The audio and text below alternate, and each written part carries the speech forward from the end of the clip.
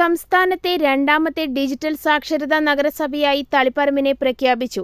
Taliparamba town സ്ക്വയറിൽ digital സാക്ഷരതാ നഗരസഭാ പ്രഖ്യാപനം എം.വി. ഗോവിന്ദൻ എം.എൽ.എ. നിർവഹിച്ചു.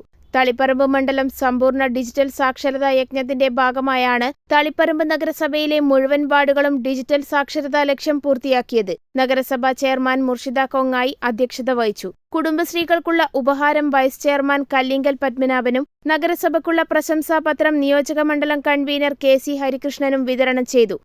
ആർ.പി.മാർക്കുള്ള സർട്ടിഫിക്കറ്റ് മണ്ഡലം കോർഡിനേറ്റർ പി.പി. ദിനേശനും ലിറ്റിൽ കൈറ്റ് സ്കൂളുകൾക്കുള്ള ഉപഹാരം കെ. സുരേന്ദ്രനും നൽകി. നഗരസഭാ കോർഡിനേറ്റർ എസ്.കെ. നളിനാക്ഷൻ റിപ്പോർട്ട് അവതരിപ്പിച്ചു.